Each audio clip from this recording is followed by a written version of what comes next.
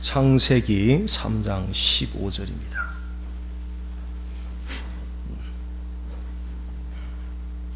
우리 함께 한 목소리로 읽어보겠습니다. 내가 너로 여자와 원수가 되게 하고 너의 후손도 여자의 후손과 원수가 되게 하리니 여자의 후손은 내 머리를 상하게 할 것이요 너는 그 발꿈치를 상하게 할 것이니라 하시고. 아멘.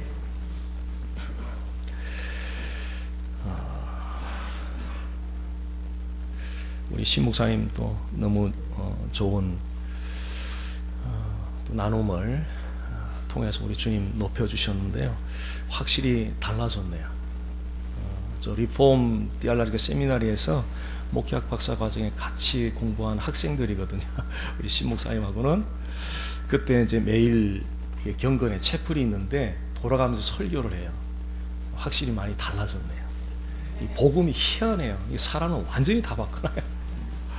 완전히 다 바꾸나요? 제가 다리높이 교회부터 해서 오늘까지 4번 이렇게 단에 좀 서보는 것 같은데 이런 영광이 어디 있나 싶고 그러네요. 이 영광스러운 교회에 제가 잠깐 뭐 들으신 분들도 들으셨겠지만 그래도 제가 어떻게 복음을 이렇게 정말 미치도록 이렇게 누가 이렇게 만들었는지 좀 얘기는 좀 해야 될 것 같아요. 저는 그 휴스턴 사랑의 교회를 지금 10년 차 지금 담임 목회하고 있는데요. 처음에 오니까 한 50여 명 일대 목사님 때 너무 이제 분쟁을 겪어서 그 아픈 상처 위에 젊은 가정들이 이미 다 떠났고 노인분들만 한 50여 분 앉아 계시더라고요. 그래서 얼마 전에 그 빈내리 교회 그 임시 당회장 하셨던 김대균 목사님이 제 앞전에 저희 교회 그 임시 당회장을 하셨습니다.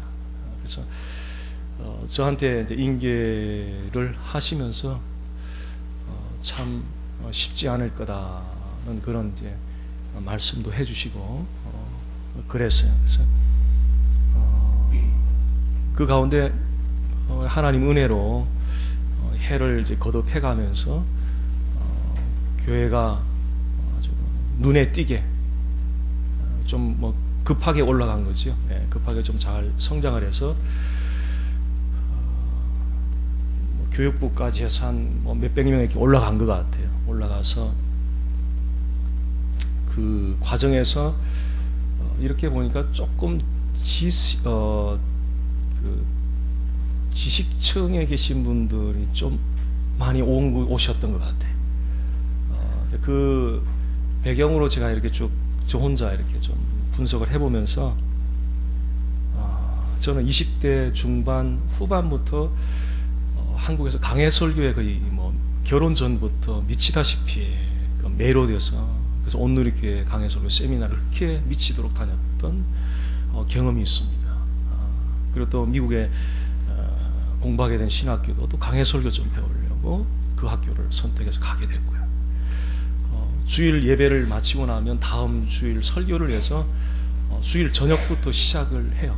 그럼 보통 주일 저녁 한 3시간, 4시간 한 주 뒤에 다가오는 주일 설교 준비하면 월요일 날 깨자마자 하루 종일 뭐 거의 어디 나가본 적이 없었던 것 같아요. 그렇게 일주일을 설교를 준비하니 얼마나 설교가 고급스러운 기가 막힌 설교가 나오겠습니까? 생각해 보세요. 그러니 그 설교에 뭐 좋다 하는 분들이 몰려 찾아왔던 거죠. 그래서 미네소타 지역의 그 한인 교회, 뭐 달라스로 말하면 달라스 전체 그 교회 협의회일 텐데, 거기서 뭐 전혀 뭐 아는 사람도 없는데 연락이 왔어요. 그러니까 미국이 참 소문이 빠르다는 느낌인데 연락이 와서 그 교회 협의회 전체 미네소타 지역 그 해에 부흥회를 좀 인도해달라. 그러니까 보면 거기는 다 슈퍼처치 목사님들만 다녀가셨더라고요. 제가 하기 몇 년 전에 보니까 오정희 목사님 다녀가시고, 근데 슈퍼처치 목사님들만 다녀가셨더라고요. 거기 가서 또 제가 한 2박 3일 섬기게 되고, 이렇게 이제 사역을 해오는 가운데 우리 교회 안에는 변화됐다는 간증이 참 많았어요. 똑똑하다는 분들이 와서 나름대로 변화되다. 저도 이제 그렇게 생각했고 본인들도 그렇고 오죽하면 어떤 분은 정말 소문난 분인데 저분이 저기 가서 저렇게 변화됐으면 그 썸띵 그 교회에 뭐가 있구나. 그래서 자기 발로 교회를 몇 년 동안 쉬던 분이 찾아왔던 분도 계시고 그랬어요. 그런데 교회가 이게 성장해가면서 건물 공간이 이제 좁다 보니까 이제 좀 큰 건물이 필요했죠. 새로 6에이카 이제 대지는 있어서 땅을 올리면 충분하니까 건물을 올릴 수 있는데 이 돈이 너무 많이 들어요. 그래서 이러지 말고 경기도 안 좋고 한데 미국 교회 체육관 갖춰진 건물을 좀 살 수 있으면 좋겠다. 그래서 찾는 가운데 한 4만 스퀘어핏 미국 교회가 적당한 가격에 나온 게 있어서 그 건물을 이제 계약을 하면서 아주 이제 큰 일이 터졌죠. 큰 일이 터져서 그 와중에 저는 소송도 당해서 코트 앞에서 앉아보기도 하고 말씀으로 섬겼던 교인들에서 반대 사이드 방청석에서 저를 변호사를 통해서 소환하는 그런 제 나름대로는 정말 치욕스럽고 어떻게 말로 감당을 할 수 없는. 그래서 그런 과정에서 제가 느꼈던 것은 그러면 그동안에 변화됐다 하는 그분들은 좀 뭐냐. 너는 이제 이런 딜레마에 빠지게 됐던 거예요. 그래서 지금 이제 복음의 관점에서 이렇게 보니까 그렇게도 변화가 안 되는 건 아니다. 변화는 된다. 근데 그 변화가 살짝 변화가 된다. 이거를 제가 이제 뼈저리게 느꼈고요. 뼈저리게 느꼈고 그 이제 어려운 그 상황에서 그 전에는 제가 흰머리도 이제 별로 없고 머리도 별로 안 빠졌어요. 근데 지금 이쪽이죠. 이 머리를 이렇게 했지만 사실 들면은 여기까지 머리가 없어요. 그 전에는 안 그랬어요. 안 그랬는데 그 과정을 겪으면서 첫째는 제가 그런 소용돌이 속에서 너무너무 비참한 믿음 없는 저 자신을 본 거예요. 그렇게 기가 막히게 설교는 잘 또 했는데 벌벌벌 떨고 있는 제 자신을 보고 뭘 어찌할 줄을 모르는 제 자신을 보면서 이게 뭐냐, 어떻게 감당할 길이 없는. 물론 김승환 목사님 그 전에도 이제 알고 있었죠. 저희 교회 한 5년 전에도 와서 또 한번 한참 이제 부흥에 올라갈 때 오셔서 집회도 인도해 주셨고 그랬는데 고참에 또 우리 김승환 목사님하고 하나님 연결하게 다시 해 주셔서 그때 예수가 누구시냐,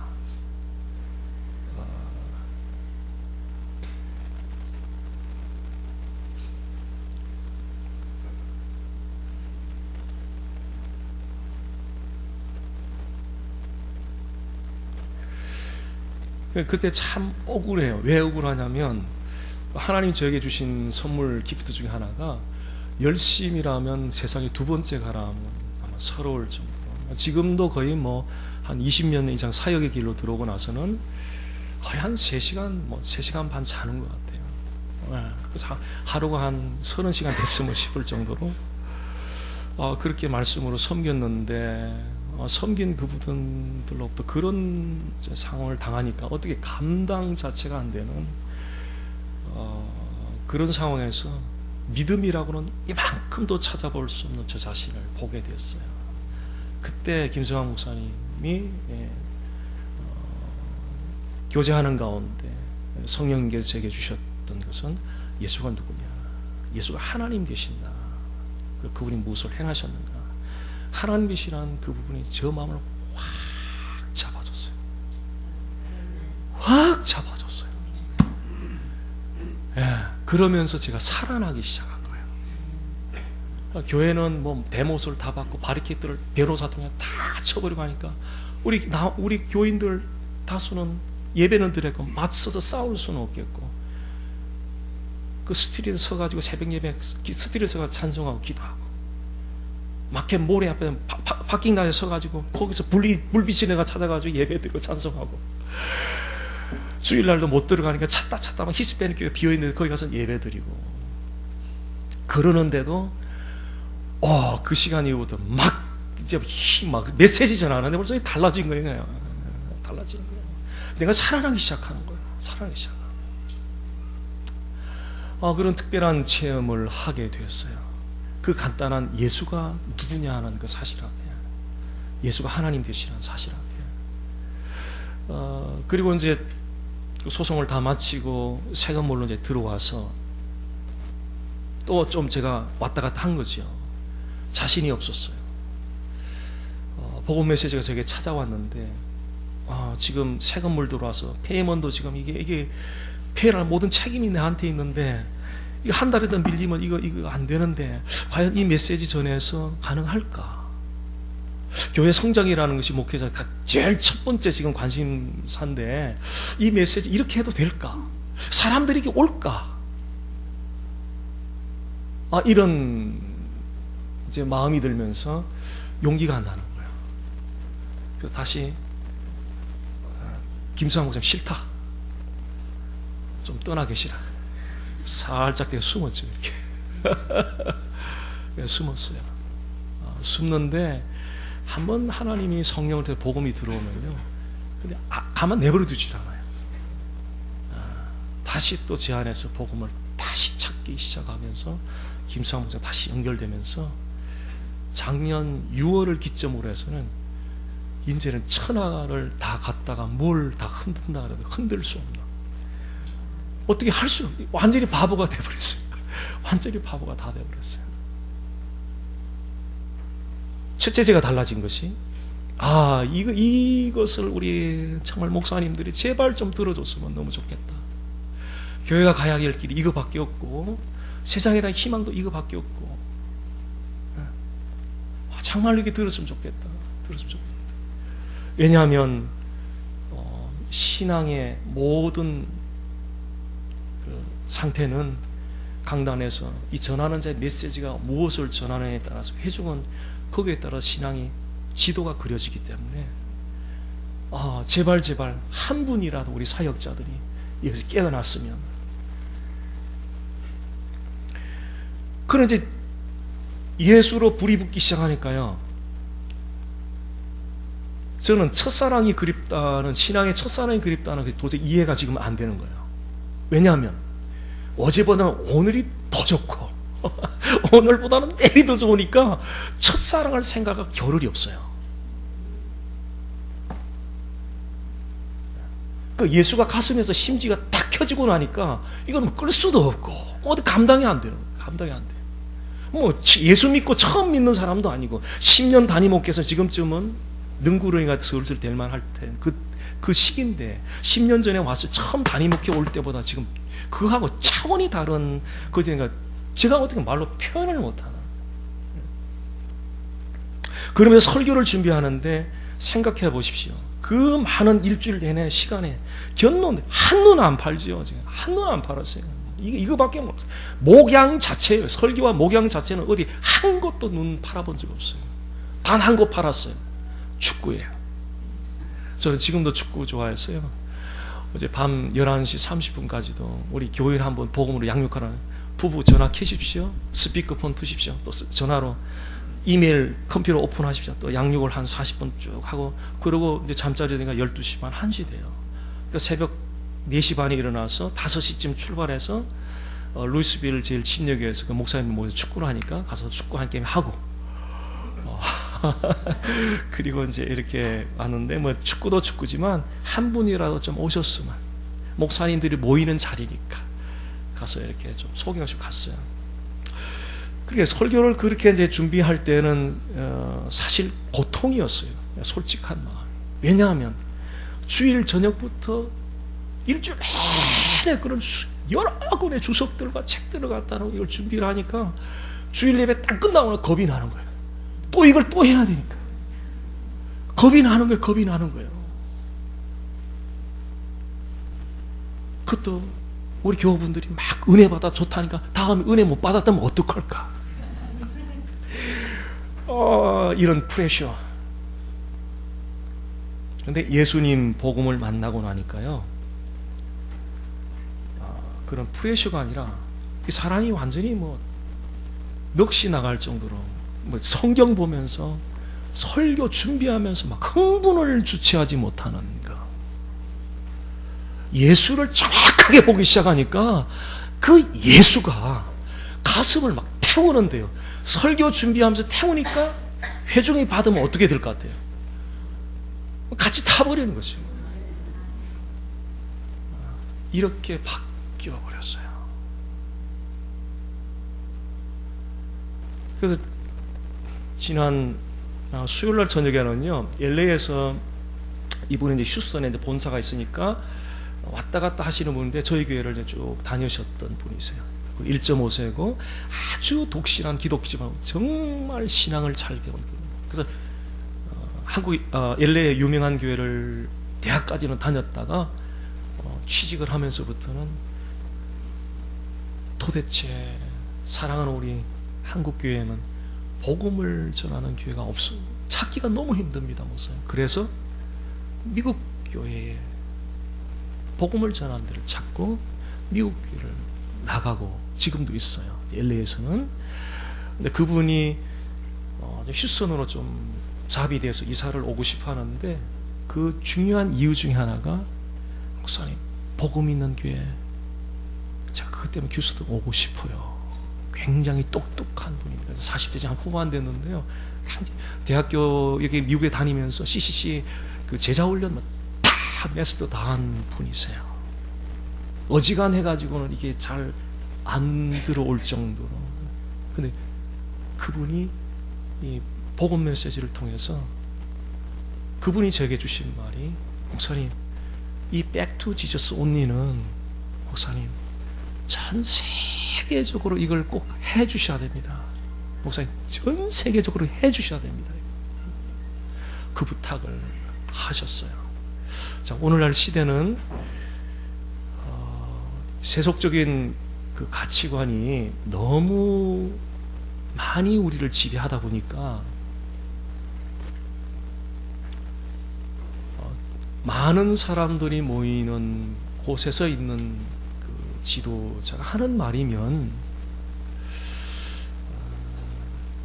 그것이 성경적으로 옳든 그러든 상관없이 다 추종해가는 그런 시대입니다. 그러나 중요한 것은 이 땅에 계시는 동안에 사람이 평가하는 것이 최종적인 평가는 아니라는 거. 우리 인생 한 사람 한 사람, 또 지역교회, 그 마지막 최종적인 평가는 성경, 성경의 주인공 되시는 그리스도가 나를 뭐라 할 것이냐. 그래서 제가 이 교회가 참 영광스러운 교회라고 하나님 앞에 담대하게 선포할 수 있는 것이, 10만 명, 20만 명 모인 교회보다 더 아름답고 영광스러운 교회.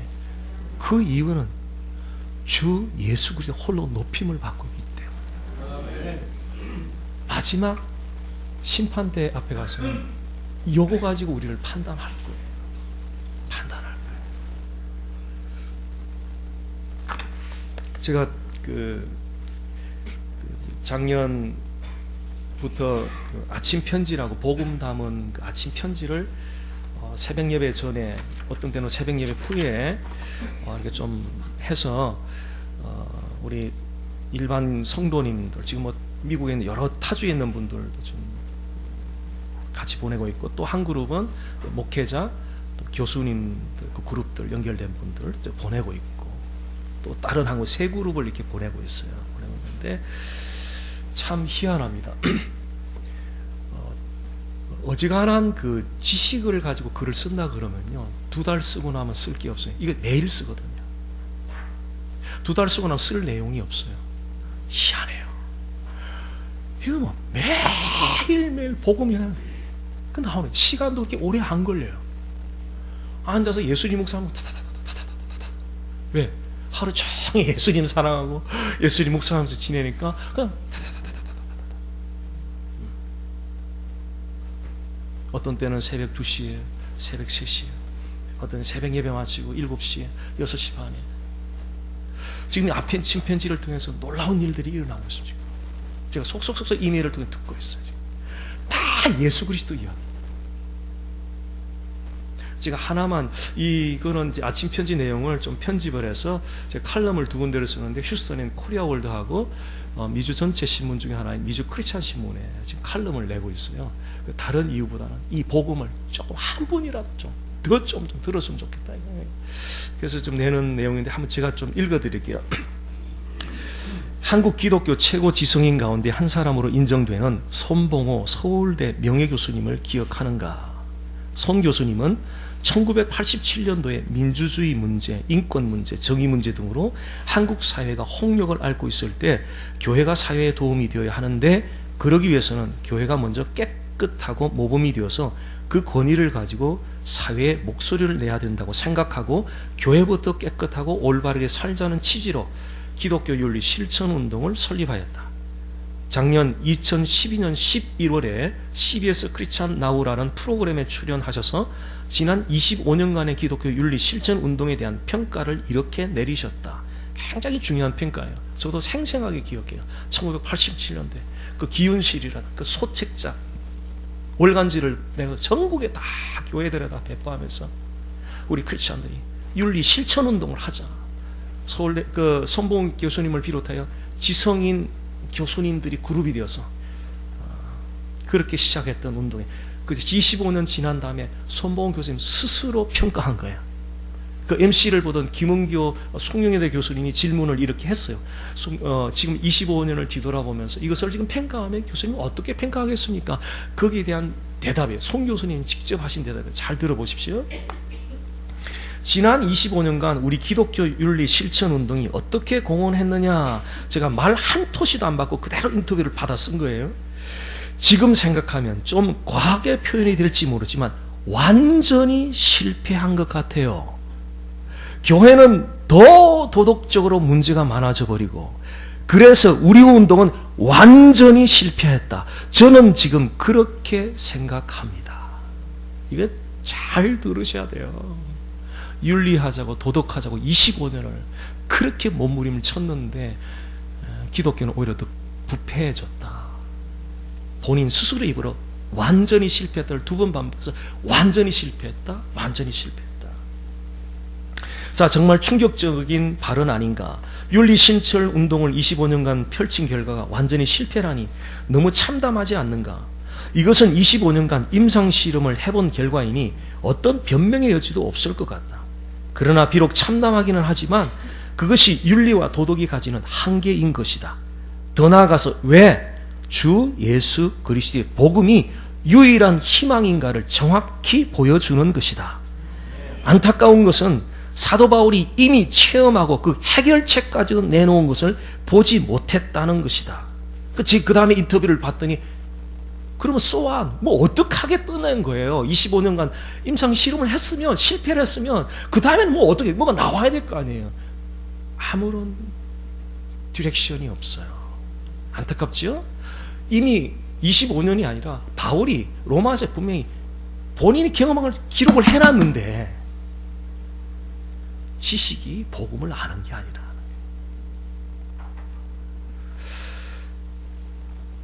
만년필이 글씨를 쓰게 하는 것은 만년필 자체가 아니라 잉크이듯이 그리스도인들의 윤리가 되게 하는 것은 윤리하자고 운동을 벌이는 데 있는 것이 아니라 윤리를 가능하게 하는 동력, 즉 주 예수 그리스도의 복음에 달려 있다는 것이다.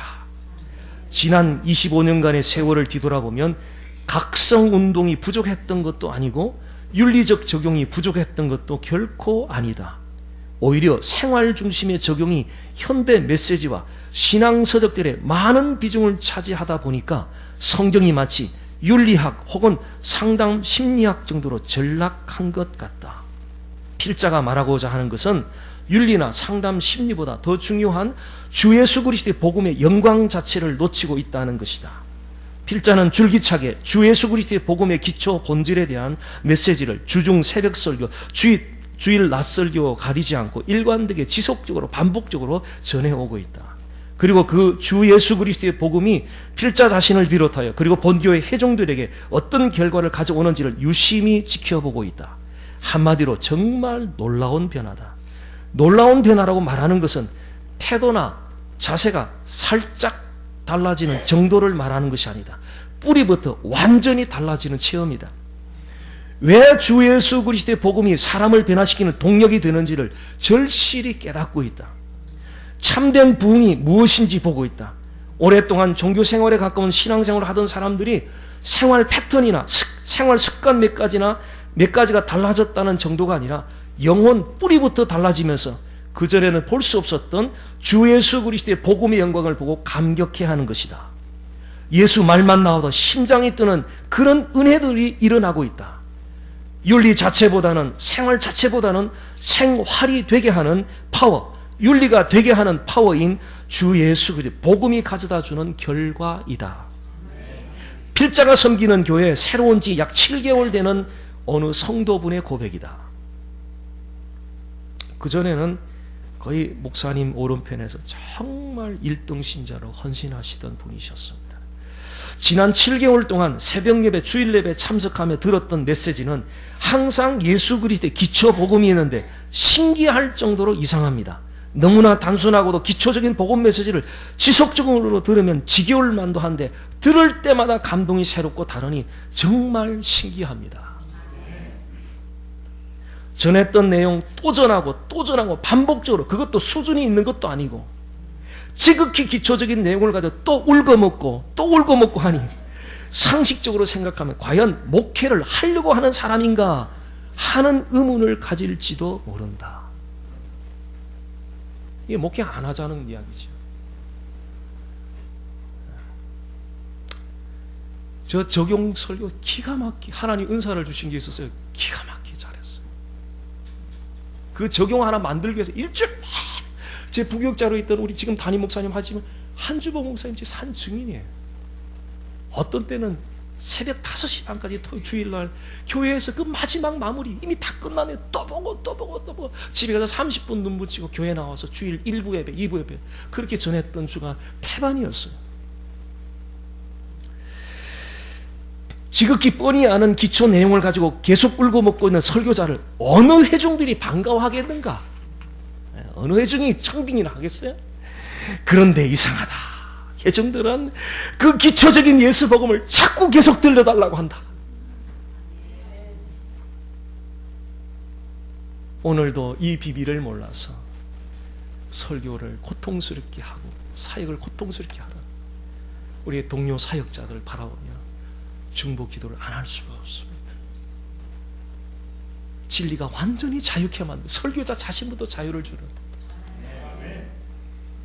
그뿐 아니다. 필자는 매일 새벽마다 복음 내용을 담은 아침 편지를 일반 성도 그룹과 목회자 혹은 교수 그룹들에게 이메일로 보내고 있다. 그런데 목회자, 교수분들께서 도전을 받고 반응들을 속속 들려오고 있다.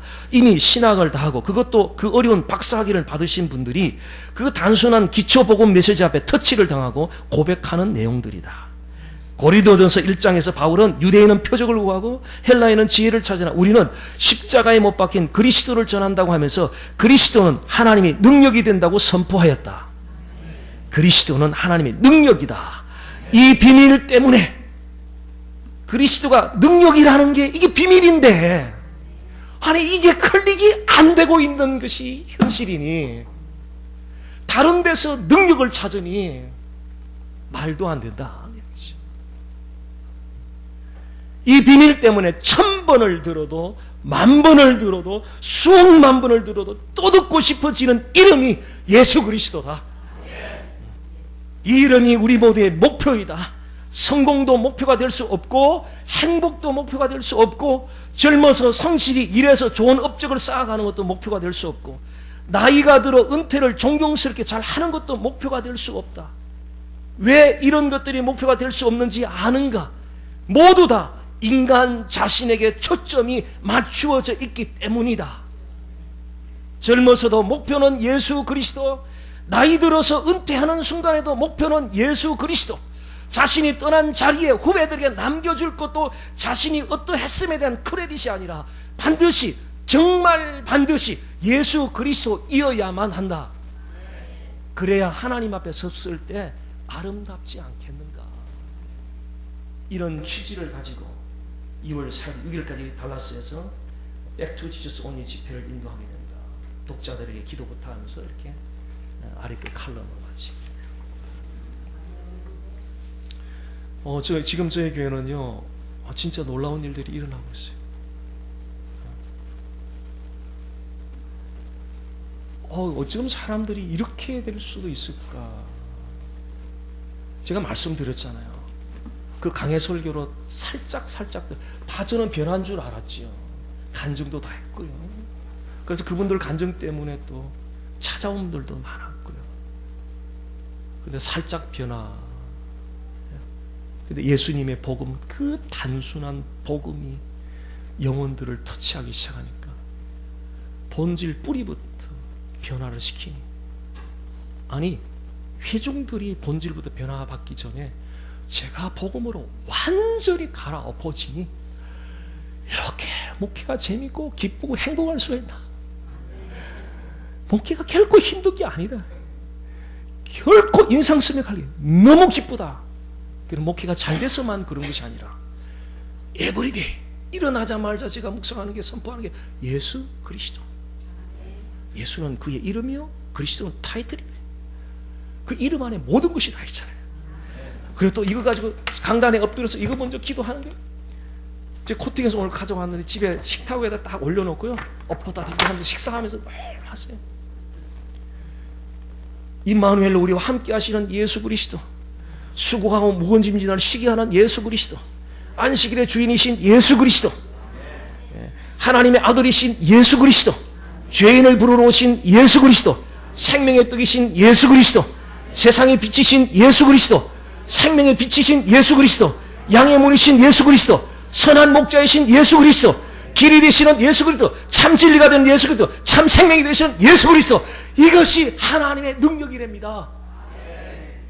이 능력을 버리고 어디 PhD를 갑니까? 이 능력을 버리고 무슨 프로그램에 갑니까? 복음을 알고 나니까 제가 영혼들을 진짜 이제는 사랑하고 있어요. 그전에는 교회 부흥하는 거 숫자를 카운트했어요. 하나님이 천하보다 귀하게 여기는 한 영혼들을 짐승 떼거리 그룹으로 본 거예요. 숫자를 카운트하고 앉아있었던 제 자신이 복음을 알고 나니까 보여져진 거예요. 복음이 내 안에 들어가, 그 복음이 영혼을 사랑하게 만들어주는 거예요. 그 영혼을 위해서는 무슨 메시지를 줘야 되는가? 설교를 하고 은혜 받았다는 소리를 듣는 것이 중요한 것이 아니라, 그 설교를 통해서 교회가 부흥하는 것이 중요한 것이 아니라, 하나님이 택자들을 세워놓고 그 영혼을 위해서 하나님이 독생자를 주기까지 사랑했던 그 영혼들의 무엇을 주어야 될까를 보게 한다는 거예요. 그것이 예수 그리스도라는 거예요. 이 단순한 복음만 되면은 목회 혁명이 일어나고 교회 혁명이 일어나고, 왜 하나님의 원하는 방향대로 가지 않겠습니까? 길은 멀리 있지 않다는 거예요.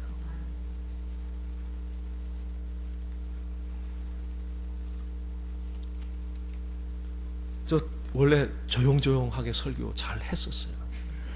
근데 예수 복음 들으니까 이건 뭐 조용할 수가 없어요. 가슴에서 불이 타니까요. 누가 뭐라 그러든지.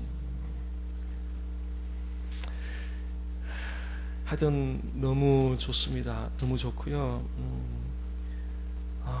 교회를 이렇게, 교회가 이렇게 아름다워질 수 있나. 그냥 하나님이 하셨다는 것을 복음을 온전하게 이렇게 받아들여지기 전에는 제 설교로 교회가 성장하는 줄 알았고,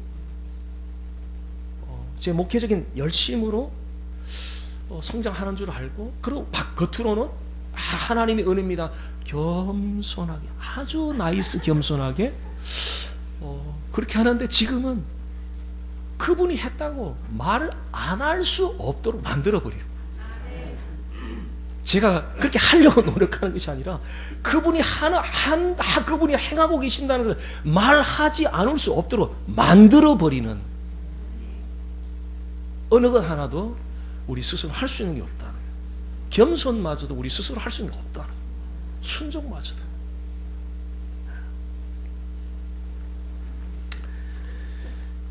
밤새도 뭐 시간이 부족할 것 같습니다.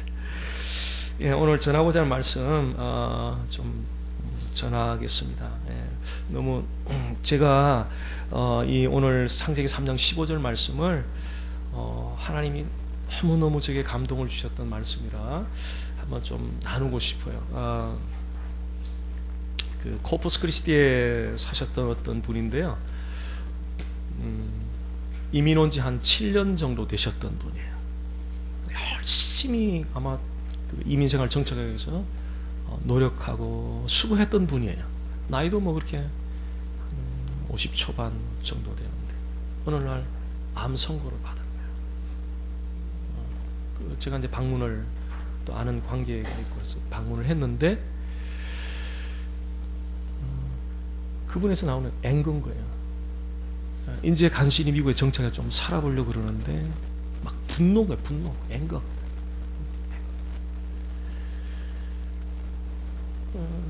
하여튼 지금은 그렇지 않은데 한 7년 전만 해도 저희 교회는 암 환자들이 제가 와서 경험했던 암 환자만 해도 액티브하게 했던 활동하던 그 암 환자만도 한 7명? 그것도 종류별로 대장암, 위암, 백혈병, 혈액암, 골수암, 유방암 골고루 다 경험을 다 했네요. 그래서 휴스턴 MD 앤더슨 병원은 제 집처럼 출퇴근을 이렇게 하고 그랬었어요. 특히 또 한 분 기억나는 그분은 20대 후반 자매였는데 아이가 2살인가 그랬어요. 위암이 돼가지고 1년간 기도를 했는데 결국은 하나님 품에 갔어요. 근데 마지막 그 가는데 그냥 그 20대 후반 자매가 뼈만 딱 남아서 뼈만 그걸 떨고 있는 걸 전 지금도 잊을 수가 없어요. 그러면서도 그 눈빛을 보면 그 가운데도 삶에 대한 애착이 있는 거예요. 어떻게 좀 살았으면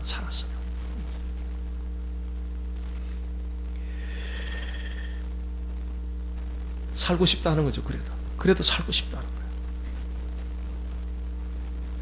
그런데 우리가 이민생활 하다 보니까 세월이라는 시간의 굴레에 들어가고 또 매일 하는 일 속에서 이렇게 늘 반복되다 보니까 나라는 존재 자체를 좀 잊어버리고 사는 것 같아요. 그냥 존재 본질의 해라든지 또한 존재 목표 자체도 잊어버리고 사는 것 같아요. 오늘 창세기 3장 15절은 이 부분에 대해서 우리에게 명확하게 좀 주고 있는 말씀인 것 같아요. 제가 시간이 지났기 때문에 말씀을 다 찾지는 않겠습니다. 창세기 그 1장 말씀 그리고 2장 7절에 보면은 하나님이 사람을 창조하셨는데 그 하나님이 창조한 그 과정 속에 있는 인간을 보면 영혼을 가진 살아있는 인격체라는 것을 볼 수 있어요. 하나님이 사람을 지을 때 영혼을 가진 살아있는 인격체로 지었는데 그 목적은 이사야서 43장 7절에 보면 내 이름을 일컫는 자 곧 내가 내 영광을 위하여 창조자를 오게 하라. 창조한 자를 오게 하라. 그들을 내가 지었고 만들었느니라. 또 이사야 43장 21절에는 이 백성은 내가 나를 위하여 지었나니 나의 찬송을 부르게 하리 함이니라. 고린도전서 1장 9절 너희를 불러 그의 아들 예수 그리스도 우리 주로 더불어 교제케 하시는 하나님은 미쁘시도다. 그러니까 옛 창조나 새 창조에 있어서 하나님의 중요한 창조의 목적이 있는데 그것은 하나님 자신과 교제하는 거예요. 근데 교제하는 중요한 목적 중에 하나가 우리가 그 교제를 통해서 충만함을 받고 교제를 통해서 우리에게 돌아오는 어떤 신앙적인 그것은 2차 문제고 하나님 자신의 영광을 위해서 우리가 교제하기를 원한다는 거예요. 그 아들 예수 그리스도 사귐의 중요한 목표가 있는데요. 그것은 그분을 영화롭게 하는 데 있다는 거예요. 그 다음 우리에게 충만해지고 이거는 2차 문제라는 거예요. 우리의 신앙적인 부분은 2차 문제고 첫 번째 목적은 그분 자신을 영화롭게 하는 데 있다는 거예요. 그렇다라고 하면 하나님의 그 자녀들의 모든 활동의 출발은 그분과의 이게 인격적인 만남과 교제에서 시작이 되어야 된다는 거예요. 자, 예배 회복 운동이라는 것이 지금 미국에 우리 한인교회 안에 CD마다 좀 있어요. 뭐 달라스에 있는지 모르겠어요. 그 이제 조항들을 보면 새벽 기도 운동을 더 벌리자, 그리고 주일 성수를 하자, 11조 생활하자, 뭐 이런 조항들이 몇 가지 있어요. 그렇게 함으로 예배를 좀 회복시키자 그래요. 아마 예수님 오시기까지 어려울 거예요. 그럴 일은 일어나지 않아요. 그것도 살짝은 가능해요. 예배의 출발이 거기 있지 않기 때문에. 예배의 출발은 주는 그리스도시요 살아계신 하나님의 아들입니다. 그리스도 구원자이신 살아계신 하나님입니다. 그의 본성이 하나님이신 그 예수 그리스도 그분과의 인격적인 관계 교제에서 여기서 그 다음에 열매로 나타나는 것이 예배요 성교가 이루어져야 되는데, 이거 그분과의 관계 만나면 다 해결되고 다 지워버리는 거예요. 그 다음에 자꾸 무엇을 행하는 거예요.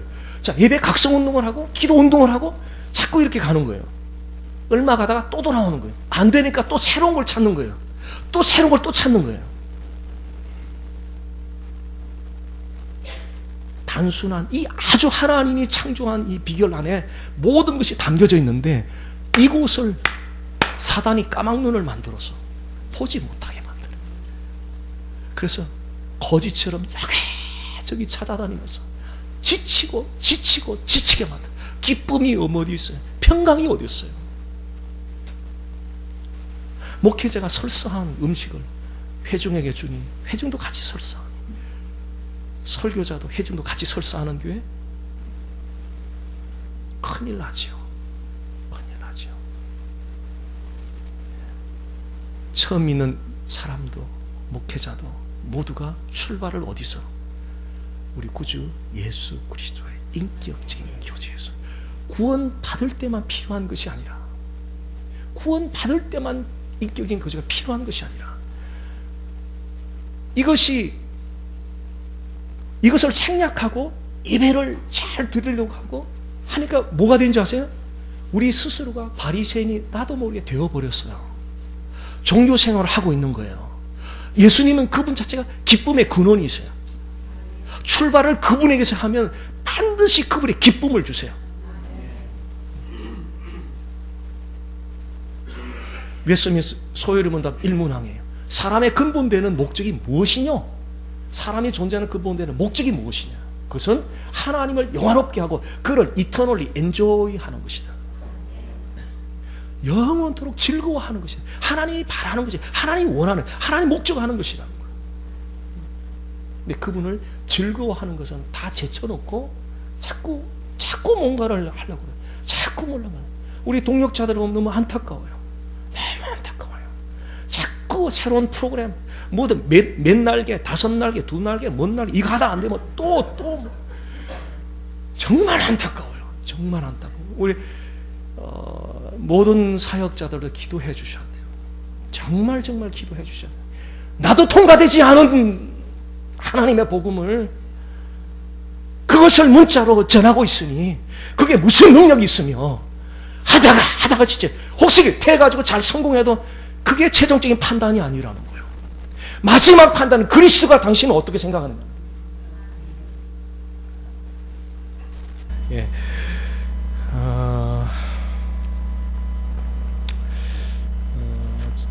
제가 오늘 이 말씀을요 다 다루기에는 조금 시간이 많이 걸릴 것 같아서 핵심 포인트를 좀 나눌게요. 다 똑같으리라고 보고요. 왜 이렇게 돼야 될까? 왜 예수 그리스도, 왜 오직 예수가 돼야 될까? 왜 오직 예수가 될까?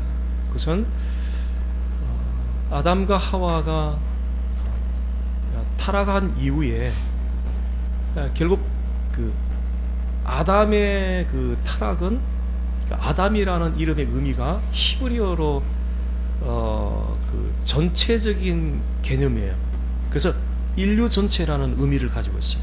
그러니까 아담이라는 이름 안에는, 그래서 하나님이 아담과 그 언약을 할 때는 1대1로 아담 한 사람을 놓고 언약을 한 것이 아니라 인류 전체를 대표하는, 그러니까 인류 전체와 언약을 한 거죠.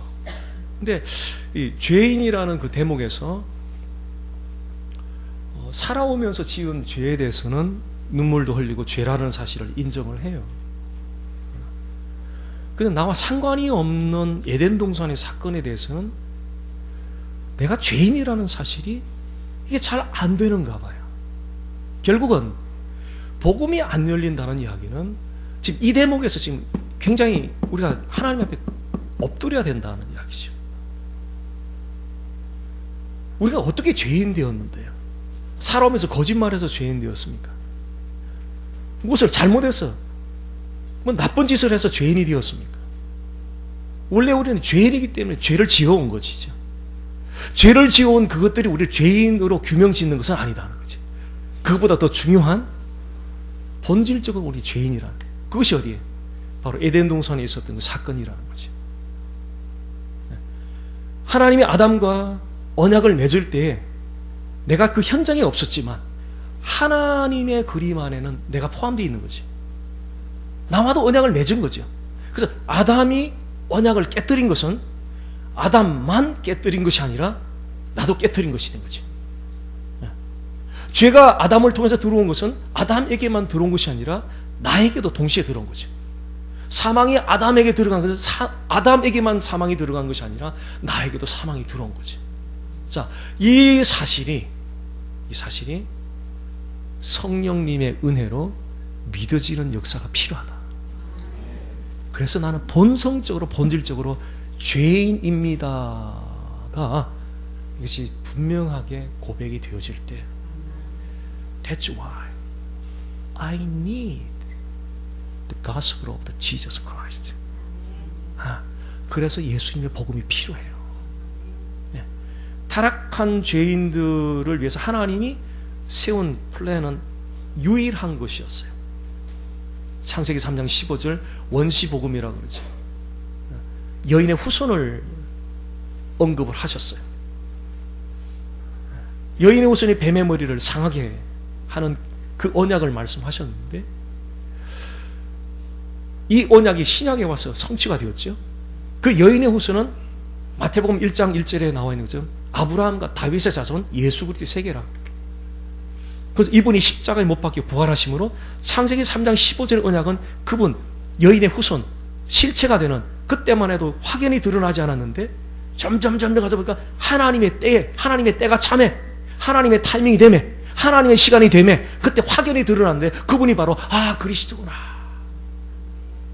자, 잘 들어보세요.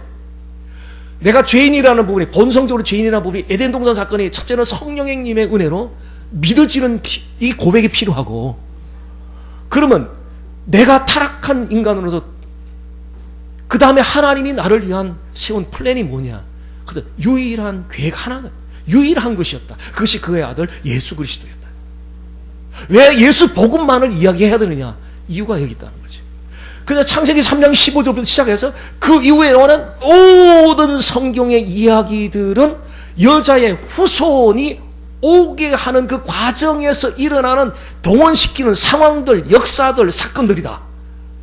그래서 창세기에도 목표는 예수 그리스도, 출애굽에도 목표는 예수 그리스도, 모든 이후에 나오는 성경에 나오는 목표는 예수 그리스도, 중심은 예수 그리스도. 왜 우리가 오직 예수가 되어야 되느냐? 십자가 부활까지는 창세기 3장 15절에 그 여인의 후손이 오실 그 여인의 후손 예수 그리스도를 계속 말하는 말씀드리고 창세기 3장 십자가 부활 그 이후에 신약의 모든 성경의 기록들 현재 우리를 살아가는 우리 그리스도인들은 이전에 이미 일어난 하나님이 행하신 일 바로 십자가 부활을 봐야 된다는 거지. 창세기 3장 15절에는 앞으로 다가올 여인의 후손 예수 그리스도를 보고 십자가 부활 다음에는 이미 이루어진 여인의 후손의 언약이 이루어진 여기를 자꾸 봐야 된다. 이게 왜 중요한지 아세요? 비즈니스도 잘 되고 고맙고 감사하고 기도했더니 응답하고 고맙고 감사하고 감사 어느 날 뭐 하나 탁 틀리면은 거의 지옥 문턱까지 가셔요. 자, 이 문제를 어떻게 해결해야 될까? 이 문제를 어떻게 해결해야 될까? 자, 여러분이 지금 건강에 이상이 생겼어요. 암이 걸렸어요. 근데 치료가 됐어요. 고맙다, 감사하다, 하나님 찬양한다. 다시 또 재발이 됐어요. 그럼 어떻게 해요? 그런 것들 감당할 수 없는. 왜요? 우리에게 하나님이 주시는 그런 응답들, 그런 필요들을 공급해 주는 것은 신앙의 대상과 뿌리로 붙잡아야 할 것이 아니고 단 우리가 세상 살아가는 필요한 것들로서 땡큐 하는 것. 됐지. 감사해요 하나님. 감사해요. 감사해요. 어제는 100불이었는데 오늘은 인컴이 150불, 50불 늘어나서 주님 정말 감사해요. 그러나 제가 신앙의 근거로 두는 대상은 50불이 더 늘어난 이 외상이 아니에요. 나를 사랑하사 나를 위하여 십자가에 죽으신 십자가 부활이에요.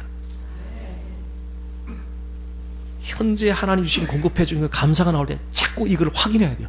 아니야, 이걸 감사한데 내가 붙들고 있는 신앙의 뿌리는 아니야.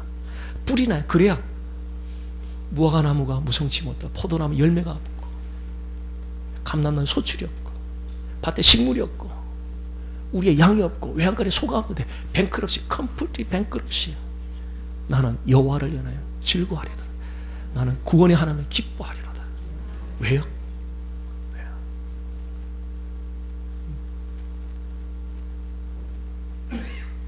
그래서 늘 우리는 나를 위하여 하나님이 행하신 예수님의 십자가 부활을 매일 구원을 얻게 했을 뿐 아니라 구원 이후의 삶이 되게 하는 것, 윤리가 되게 하는 것, 도덕이 되게 하는 그 파워가 구원을 받았다고 있는 것이 아니라 우리가 포지션적으로는 구원을 받았지만 컨디션은 여전히 죄성으로 가득 차 있다는 거야. 이 착각하면 안 된다는 얘기야. 포지션이 의인이 됐다고 내 컨디션까지 의인 된 줄 알고 예수님이 행하신 게 하나도 본받아 봐야 되겠다. 빨리 멈추는 게 건강에도 좋고 하나님을 기쁘시게 해드릴 수 있습니다.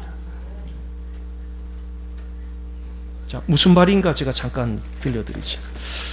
호라티우스라는 참 제가 이분 글을 볼 때마다 너무너무 정말 제가 감동을 받고 그러는데요. 잠깐 제가 읽어드려 볼게요.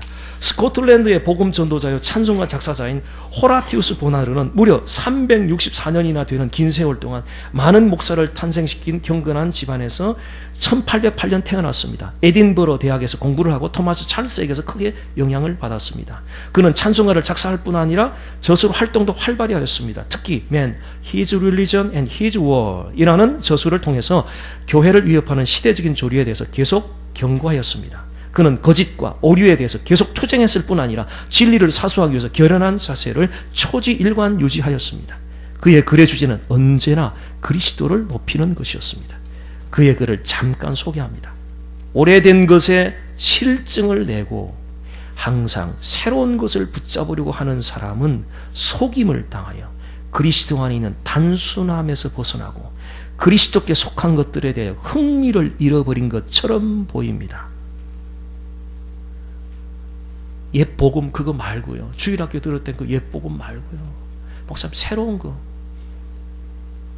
지난주 설교 이거 했는데 이번 주 똑같은 표현 하나도 똑같이 하면 또 교인들이 식상할 텐데 어떻게 또 새로운 표현이 뭐 없을까? 거지가 쓰레기통 찾는 모습이죠. 왜요? 능력이 그리스도에 있는 것을 모르기 때문에. 내가 맛을 안 봤으니까. 맛을 보고 나면 첨벙. 왜? 능력이 거기에서만 나오니까. 능력이 다른 데서 나오면 다른 것도 같이 곁들일 텐데 능력이 거기서 나오는 것을 성령이 확정을 시켜주고 나니까 거기에서 능력, 거기만 계속 1000번 만번도 선포해 주는 거예요.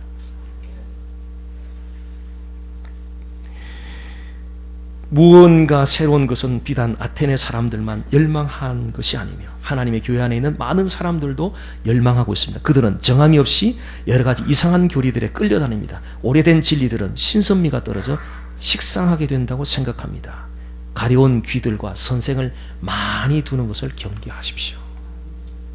경계하십시오.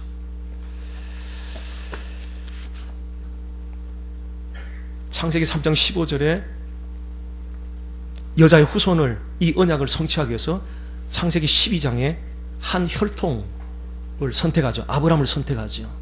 그 모든 족속이 너를 위하여 복을 얻으리라. 그래. 그 자손이 결국은 갈라디아서 말씀하는 그 자손은 바로 그리스도라고 말하고 있습니다. 그리고 창세기 19장, 출애굽기 19장에 가서 한 민족을 선택하죠. 나는 너희 하나님 되고 너희는 나의 백성이 될 것이다. 그리고 20장에 십계명 율법을 주십니다. 율법은 뭐예요? 율법으로는 아무도 의롭다함을 받을 수 없다. 아무도 의롭다함을 받을 수 없다. 율법의 기능은 죄를 깨닫게 하고 죄 앞에 철저히 절망시키는 첫 번째 목적. 두 번째는 너가 그렇게 절망하고 안 되니 되는 분에게로 가자. 거기가 되는 저 그리스도다 라고 몽학생생처럼 그리스도를 포인트해주는 그 두 가지가 율법의 역할이다. 자, 여자분들이 화장을 했는데 잘못됐어요. 거울을 봤어요. 그럼 거울 자체가 화장을 지워주고 새롭게 만들어줄 수가 없어요. 그죠? 그냥 거울은 잘못된 화장한 장소를 발견만 해줄 뿐이에요. 율법은 내가 얼마나 무익하고 무능한 존재라는 것을 그냥 그대로 절망시켜주는 게 율법이에요. 근데 율법을 지키려고 그래요. 율법을 지키려고 그래요. 제 말은 잘 이해하셔야 돼요. 율법을 완전히 폐기론자가 아니고 야고보 기자가 말했죠. 행함이 없는 믿음은 죽은 믿음이다. 자, 자꾸 사람들이 오해를 해요. 그러니까 행하라는 거예요. 행할. 그게 아니고 믿음의 자체에 문제 있다는 거예요. 믿음이 죽어 있다는 거예요. 예수님이 좋은 나무가 나쁜 열매 맺는 법 없고 나쁜 나무가 좋은 열매 맺는 법 없다. 그 열매를 보고 나무를 안다. 예수님의 가장 깊은 관심은 나무 자체에 있다는 거예요. 근데 사람들이 자꾸 열매를 생각해요. 열매는 나무가 좋으면 열매는 저절로 내가 너 안에 너가 내 안에 있으면 과실이 절로 과실을 abide in me. abide in me. 믿으라. 그분을 더 깊이 알아가라.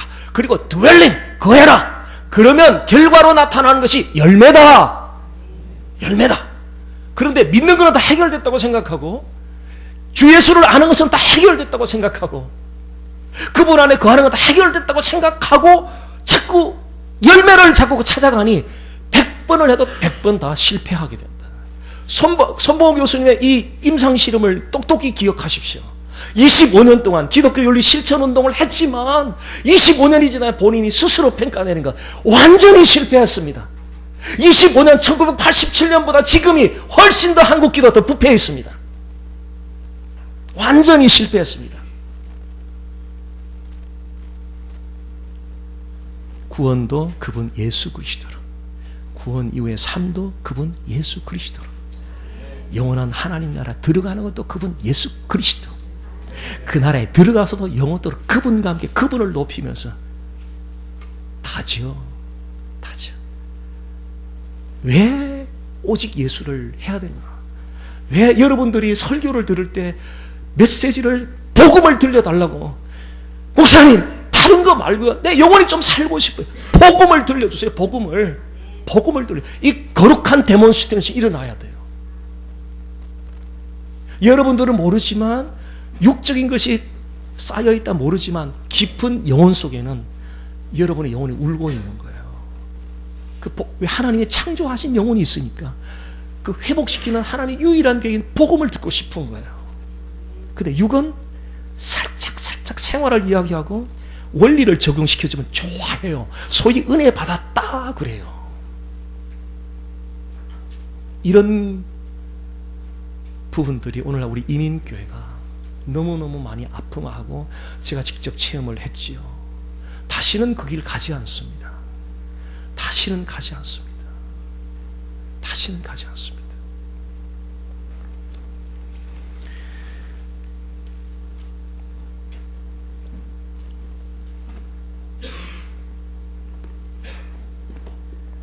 저희 교회는 올해부터는 표 정하는 것을 포기했습니다. 예수는 나의 하나님, 예수는 나의 구세주, 예수는 나의 전부, 주인, 됐지. 그걸로 영원토록 쓰자.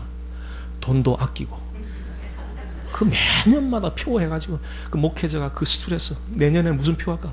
실행도 안 되는 표. 또 이렇게 또 반복 또 해야 되나? 복음을 모르니 충분하다. 예수가 내 하나님 되고 구세주 되고 내 삶적 대지에 충분하다. 충분하다. 아, 표 같은 거 만들지 않습니다. 만들자. 목회 전략이요. 저도 신학교 다닐 때 비전 스테이트먼트, 미션 스테이트먼트 그거 배우느라 얼마나 고생했는지 비슷하잖아요. 비전 스테이트먼트, 미션 스테이트먼트 비슷한데 달라요. 아, 이 교수님 계속 그걸 하는데 얼마나 힘들게 배웠는지 잘 써먹었죠. 몇 년 동안. 근데 지금은 그 교수님이 돈 갖고 와서 좀 하라도 못해요. 정말 비전은 유일한 것밖에 없어요. 왜냐하면 이게 내 비즈니스가 아니기 때문에. 사람 비즈니스는 사람 각자 주인마다 오너마다 다 비전이 달라요. 비즈니스를 향한. 그러나 거룩한 하나님 자신의 영광스러운 사역이기 때문에 하나님이 계획한 그건 한 길밖에 없어요. 오직 주 예수 그리스도. 그분의 영광스러운 사역이 뭐예요? 창세기 3장 15절에 타락한 인류를 회복하는 것이 유일한 계획이 예수 그리스도를 통하여 죄인들을, 택자들을 불러오는 것이 하나님의 유일한 계획이라는 거예요. 그것이 소명자들 그렇게 부른 거예요. Proclaim the excellence of Jesus Christ. 그리스도의 탁월하심, 뛰어나심을 선포. 그래서 불러주신 거예요. 그거 하나밖에. 새벽마다 이걸 가지고 기도하는데요. 말로 언어로 설명하지 못하는 놀라운 신비로운 은혜와 능력이 막막 넘쳐나는 거예요. 이거 뭐 주일학교 때 제가 다 배웠던 거거든요. 예수가 누구냐? 뭐 선한 목자다, 왕이다, 뭐 구주다, 생명의 빛이다, 다 하는 거예요. 근데 여기에 모든 게 다 있어요. 이게 능력이에요. 이 능력을 우리가 경험해야 되고 교회가 경험해야 홀로 그분을 정말 영화롭게 할 수 있습니다. 예, 오늘 이 첫날 집회 오신 사랑하는 교우 또 목사님들 주님 이름으로 정말 부탁을 좀 드리고 싶은 것은 지나온 10년간의 단임 목회 가운데 사람은 우리 교인들이 알아요. 최근에 교회 어려우니까 교회를 떠났다가 3년 반 만에 다시 하나님이 보내주시는 거죠. 목사님 바뀌어도 너무 바뀌었네요. 그러네. 달라져도 너무 달라졌네요. 예, 맞아요. 달라졌어요. 나도 모르겠어요. 너무 바뀌어가지고. 첫째는 아니 목회가 이렇게 재밌는 줄 알면 이렇게 재밌는 거냐? 이게 목회가 이렇게 재밌는 거냐? 단임 목회 10년 차 하는 사람이 이렇게 목회를 엔조이할 수 있는 일이 있나? 그런 목회를 엔조이하는 것이 아니라 예수 그분을 엔조이하니까 매일매일 예수가 가슴에서 불타니까 불타는 예수를 주체할 수 없으니까 이것이 성도로 가니까 성도들 같이 춤추는 거죠. 그분이 영광 받는 거지. 이게 진짜 교회고 목회고 신앙생활 아닌가요? 왜 사이즈 많은데 거기에 그런 사이즈 많은 곳에서 하는 소리들을 기우기로 다 쫓아가는지요? 저는 이번 주에 놀라운 충격적인 기사를 읽었어요. 자타가 다 공인하는 성공하신 분이세요. 다른 CD에서 집회를 하시면서 예수님이 십자가와 순환, 겟세마네 기도는 24hour 안에 다 일어난 사건이다.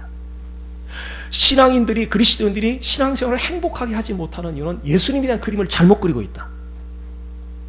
그래서 24시간에 일어나는 이 사건에 매달려 있다. 그런데 예수님은 대부분의 사역의 시간을 가난한 자들을 찾아가고 삶으로 찾아갔다. 그래서 여러분도 삶으로 가면 행복을 누릴 수 있다. 행복은 주어지는 것이 아니라 쟁취하는 것이다. 행복하기로 결심해라. 남과 비교하지 마라. 그러면 행복할 것이다. 이거는 가슴을 치고 울어야 되는 일이에요. 누구나가 다 자타가 공연한 성공하신 분이세요. 멀리 있지 않고 가까운 데에 있어요. 우리 텍사스에 있어요. 가슴을 찢어야 될 일이죠. 예수님의 십자가가 창세기 3장 15절 거기서 하나님이 계획한 유일한 타락한 인류 구원한 길인데 24시간의 시간 축소시키고 삶으로 쫓아가잖아요. 3. 그래도 성도들은 거기를 왜? 교회가 크니까. 우리의 최종적인 평가는 하나님의 말씀이고요. 이 땅에서는 사람들이 평가를 잘 해줄 거예요. 왜? 세속적인 가치관 평가를 잘해주지만 마지막 평가는 오직 성경이고 성경 안에 계신 주인공인 그리스도가 평가하는 거예요. 이것을 두려워하고 가야 되는 거예요. 이걸 두려워하고 가야 되는 거예요. 복음은 정말 자유하게 합니다. 정말 복음인 진리는 자유하게 합니다. 이걸 모르고 제가 목회를 했으면 얼마나 비참한 목회를 또 반복할까. 이걸 몰랐으면 예수는 예수입니다. 기도하겠습니다. 좋으신 하나님 아버지 고맙습니다. 부족한 사람 이유는 모르지만 사랑하셔서 세우시고 우리 주 예수 그리스도 전하게 하시니 감사합니다. 하나님 아버지 오늘 이 자리 모인 사랑하는 주의 거룩한 백성들 한 분 한 분 위에 하나님 아버지 지금까지 모든 생각들을 다 지워지게 하시고 오직 머리부터 발끝까지 심지어는 우리 세포에 이르기까지 주 예수 그리스도로 철저하게 무장시켜 주시옵소서. 내가 예수 그리스도로 하나님이 원하는 자리에 세워지게 도와주시고 예수 그리스도 복음으로 우리의 가족들이 하나님이 원하는 자리에 세워지게 도와주시고 우리 주 예수 그리스도의 복음으로 하나님 이 땅에 있는 모든 교회들과 사역자들과 회중들이 아버지 지금 이 시대에 이 철학과 지식이 사람들의 눈을 다 감겨 놓아서 하나님 빈 껍데기들을 쫓아가고 추구해가는 너무나 안타까운 현실입니다. 주님 불쌍히 여겨주시고 복음을 아는 주의 사역자들에게 주님이 우리에게 맡긴 그 소명의 길을 분명히 보게 하시고 더욱더 복음을 확증하는 그 길을 걷도록 인도하시고 도와주옵소서. 예수님 이름으로 기도드립니다.